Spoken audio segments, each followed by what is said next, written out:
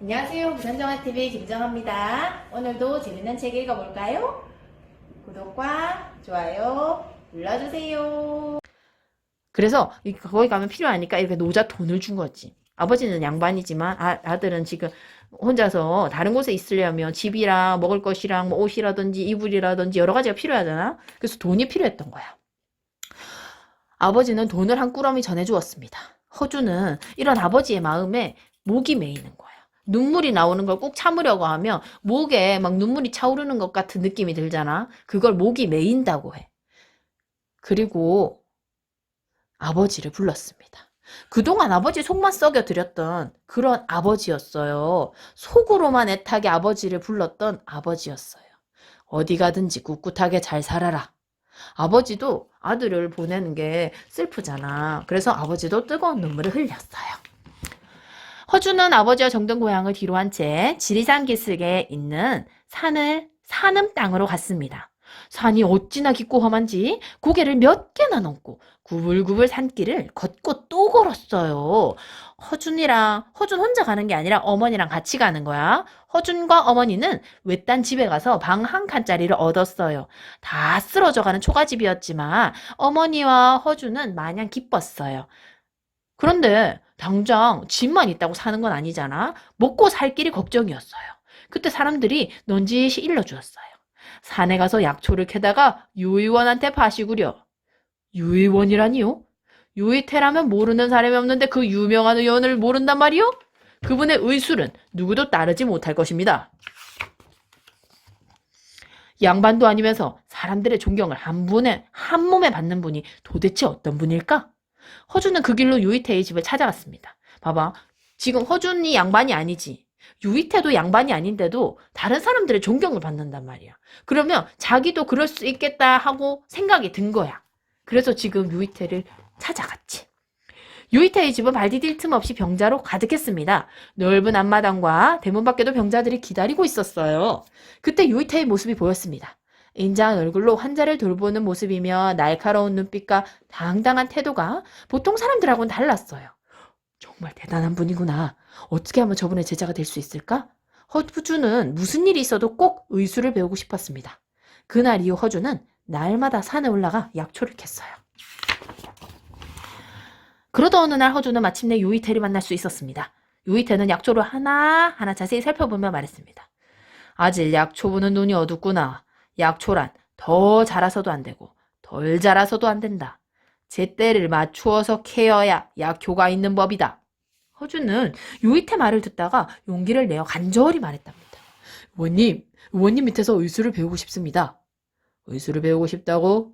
네 눈빛이 어찌 예사롭지 않다고 느꼈지. 그렇다면 내 밑에서 약초 캐는 일부터 배우거라. 허주는 기뻐하며 마음속으로 결심했어요. 그래, 난 유 의원님 밑에서 열심히 의술을 배울 테다. 그래서 많은 사람들의 병을 고쳐주는 훌륭한 의원이 되어야지. 약초를 캐러 다닌 지 몇 해가 지났습니다. 유이태가 허준을 불렀습니다. 이제부터 약초 캐는 일을 그만두고 약재가 있는 창고 관리를 하여라. 허준은 밤낮 없이 약재들의 이름을 외우고 또 어디 쓰이는지 열심히 공부하였어요. 어느 날 허준은 나라에서 의원 시험을 본다는 소식을 들었습니다. 그 시험에 합격만 하면 양반과 똑같은 대우를 받고 높은 벼슬에도 오를 수 있지. 약초꾼의 이야기를 들은 허준은 그날 이후부터 의술을 열심히 이렇게 공부 시작을 했어요. 얼마 전에 결혼한 부인이랑 어머니도 정성을 다해 허준을 뒷바라지를 해주었습니다. 허준이 이제 양반이 될 수 있다면 얼마나 좋겠어, 그치? 허준은 6년이나 열심히 공부를 하였습니다. 그러던 어느 날 지금 병든 사람이 허준을 찾아왔습니다. 전 의원이 아닙니다. 허준이 거절했지만 병자가 매달리는 바람에 할 수 없이 병을 치료해 주었습니다. 그 소문에 삽시간에 퍼져서 유이태 귀에도 들어갔습니다. 참 잘했구나. 의원은 병자의 마음을 살피는 것이 중요하단다. 열심히 공부하여 부디 좋은 의원이 되거라. 혼이 날 줄 알았던 허주는 오히려 따뜻한 격려를 받고 몸둘 바를 몰랐어요. 그 뒤로부터 허주는 유이태를 도와서 병자들을 돌보게 되었어요. 허주는 의원 시험을 보러 가기로 마음먹었답니다. 유이태는 허준이 의원 시험을 본다는 말에 버럭 화를 냈습니다. 의원이 병자만 잘못 치면 되지 벼슬을 바라느냐? 하지만 허준은 시험을 보기 위해 한양으로 떠났습니다. 허준이 충청도 땅에 닿았을 때였습니다. 한양이라고 하면 지금 서울인데 충청도는 그 서울 바로 밑에였거든. 그때는 따로 뭐 자동차나 이런 게 없었기 때문에 무조건 걸어가야 됐어. 아주 멀겠지. 그런데 매일매일 이렇게 조금씩 열심히 걸어가서 거기 가서 시험을 쳐야 된단 말이야. 서울 가가지고 서울에서 시험이 있는 거야. 허준이 충청도 땅에 닿았을 때 주막에서 쉬고 있는데 밖에서 소란스러워졌어요. 아이고 의원님 제발 저희 어머니 좀 살려주세요. 네? 한 아낙네가 시험 보러 가는 의원들을 붙잡고 사정을 하였습니다. 의원들은 모두 고개를 가로저었답니다. 아낙네가 허준을 붙잡고 울며불며 매달렸어요. 허준은 아낙네의 딱한 처지를 모른 채 할 수가 없었어요. 아낙네를 따라가 보니 할머니 한 분이 방 안을 구르는 소리를 지르고 있었어요. 어머니는 허준은 할머니를 반듯하게 눕히고 침을 놓아 병을 낫게 해주었어요. 허준은 시험에 늦지 않도록 부랴부랴 다시 길을 떠났답니다. 그런데 그 소문을 들은 마을 사람들이 서로 병을 고쳐달라고 막 몰려들었어요. 허준이 한양으로 오는 길에 다시 들르겠다고 했지만 사람들은 길을 가로막고 길을 비켜주지 않았어요. 지금 시험 치러 가야 되는데 마음이 급한데 말이야. 허준은 꼼짝없이 마을 사람들의 병을 고쳐줄 수밖에 없었어요. 어떻게 됐을까? 시험을 칠 수 있었을까? 그랬으면 좋겠지. 한번 보자. 겨우 마을을 빠져나온 허준은 사람들이 일러준 지름길로 밤에도 가고 낮에도 가고 계속 걸어가가지고 걷고 또 걸었어요. 마침내 한양에 도착한 허준은 막 쓰러질 것 같이 아주 지쳐버렸어요. 겨우겨우 시험장을 찾아갔지만 시험은 벌써 시작되어 버렸어요.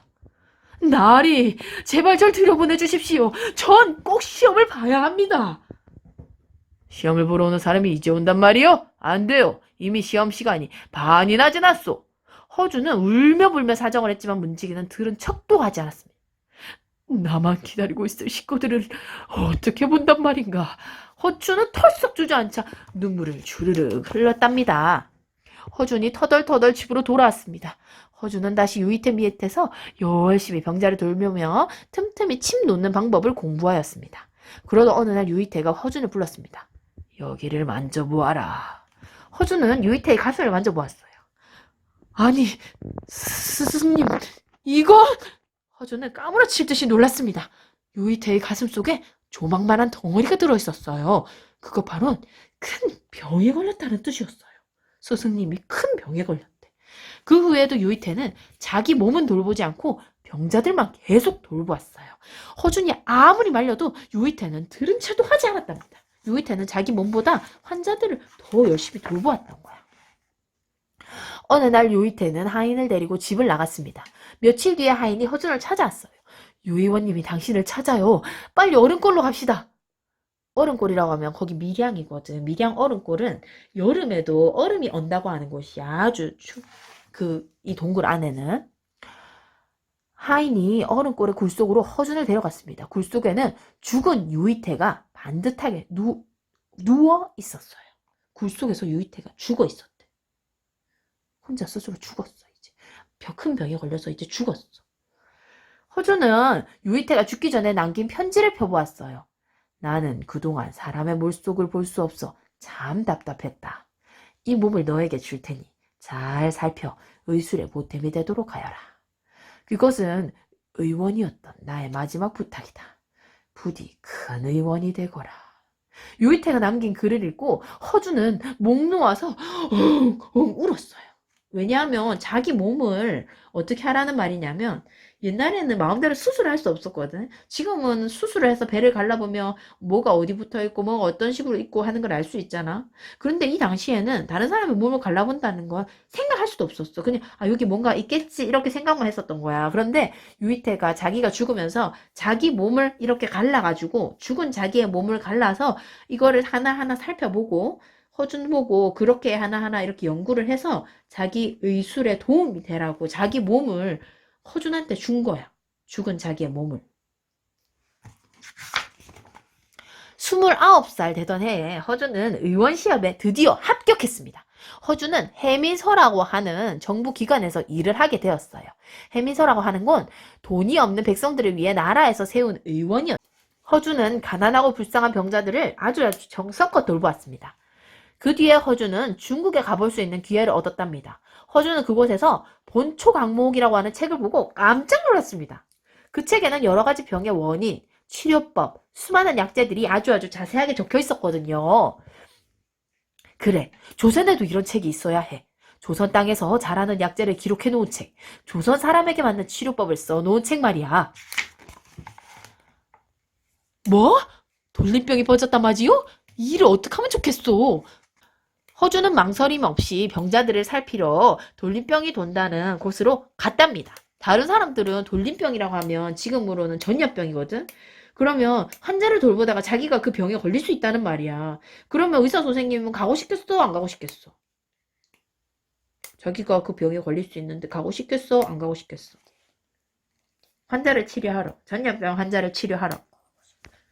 가고 싶을까? 안 가고 싶을까? 안 가고 싶겠지. 그래서 다른 의사 선생님들이 다 안 가려고 막 그랬대. 그런데 허준은 자기가 갔대.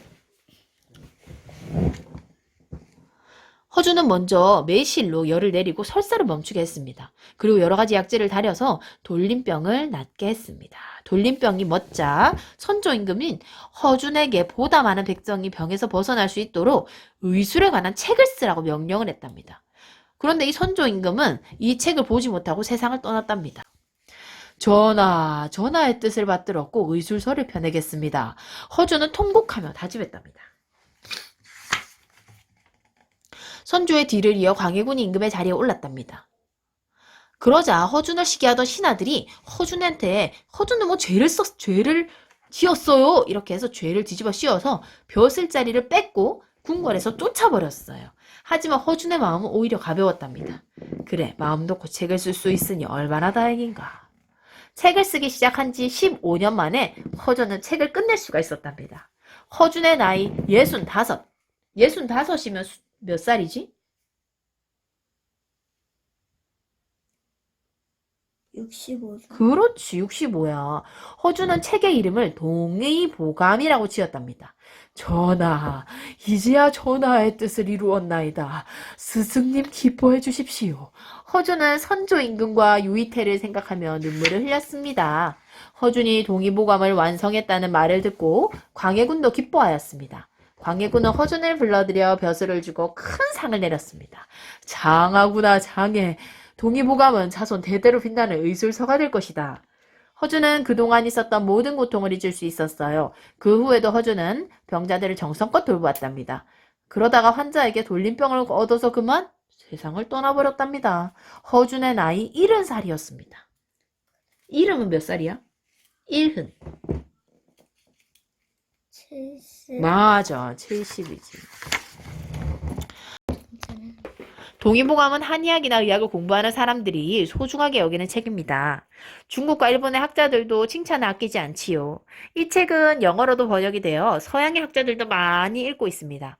허준은 이미 오래전에 세상을 떠났지만 그가 남긴 책과 사람을 소중히 여기는 정신은 영원히 우리 곁에 머물러 있습니다.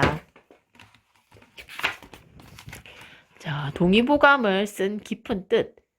동의보감이 왜 쓰게 되었을까? 이 사람이 지금 벼슬을 얻어서 중국에 갈 일이 생겼던 거야. 중국은 우리보다 발전이 되어 있었을까? 아니면 우리보다 뒤처져 있었을까? 뒤쳐져 있어. 아니, 발전이 돼. 우리나라보다 정말 발전이 많이 되어 있었거든. 그래서 장영실이 중국에 가서 새로운 문물을 보고 그거를 다 외워올 정도로 그랬었고, 그리고 지금 허준이 중국에 가서 본초강목이라고 하는 책을 보고 우리나라에 맞는, 중국은 우리나라랑 다르잖아. 그래서 우리나라에 맞는 책을 펴야 되겠다라고 생각을 한 거야. 그래서 동의보감을 쓰게 된 거지. 그런데 얘가 지금 동의보감을 쓴 거는 자기가 환자들을 열심히 치료할 때였어? 아니면은 다른 사람에 의해서 지금 쫓겨났을 때 쓴 거야? 왜 쫓겨났을까? 그렇지. 다른 사람 때문에 쫓겨났지. 왜냐하면 다른 사람들이 얘가 너무 잘하니까 질투가 난 거야. 어릴 때처럼.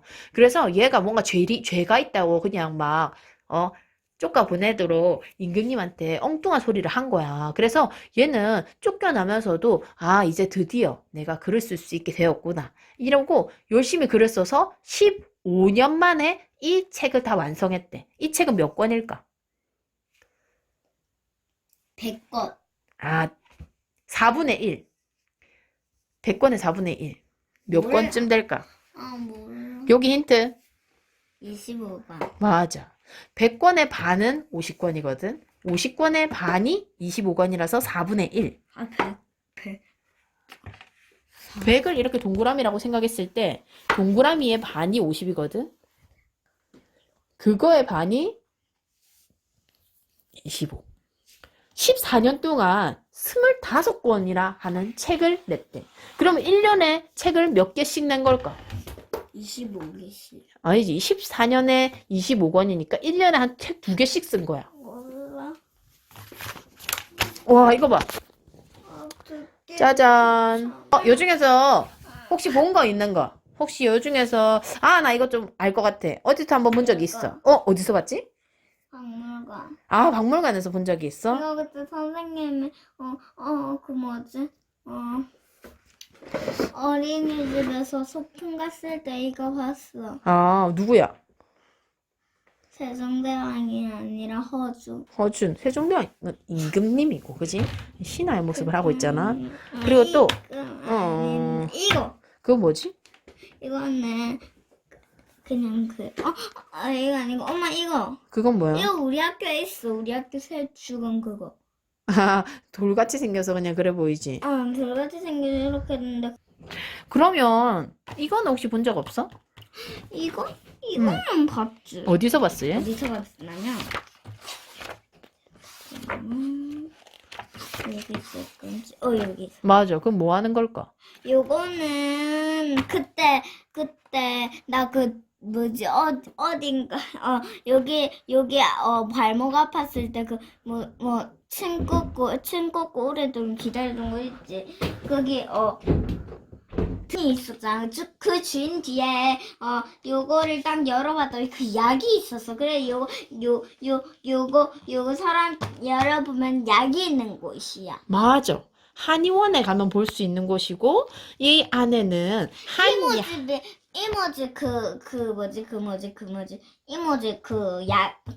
이모지 병원이랑 좀 가깝잖아. 맞아. 그래서 그 한의원에 이게 한자로 글자가 써 있거든. 그러면 거기에 각자 다른 약재가 적혀 있는 거야. 그래서 거기에 이 약재를 쓰면 어디에 좋고, 이 약재를 쓰면 어디에 좋고 하는 이 약들을 모아가지고 한약을 끓여가지고 필요한데 먹으면 만약에 배가 아프면 배가 낫고, 감기 걸리면 감기가 낫고, 아니면 몸에 엄마, 근데 이거는 그 봉지 밖에도 한자가 써 있잖아. 그럴 수도 있지. 한자가 써 있었어. 어. 그래가지고 그거 안에 그 약이 들어있어. 그를 한 개는 좋아져 이렇게 해가지고 먹었잖아. 내가 말고 딴 사람. 그렇지. 뭐 한약을 환 같은 걸로 만들기도 하고, 그리고 이제 원래 옛날에는 그 환 같은 거 이렇게 만드는 그런 기술이 없었기 때문에 그냥 탕으로 다 끓여 마셨어. 보글보글 한약 냄새 나지. 한약 뭔지 알지? 응. 그래서 그 한약을 끓여서 이제 여기 허준이 있었던 이때는 한약재를 이렇게 지어주면 집에 가서 그 한약을 끓여 먹는 거야. 여기에서 나왔는데 시시콜콜 랭킹쇼? 응. 무슨 세자가 그 약을 끓여와가지고 임금님이 앉아서 그냥 세자가 먹여줬잖아. 아, 그랬구나. 자, 우리 그럼 마지막 인사를 해볼까요? 자, 그럼 오늘 안녕.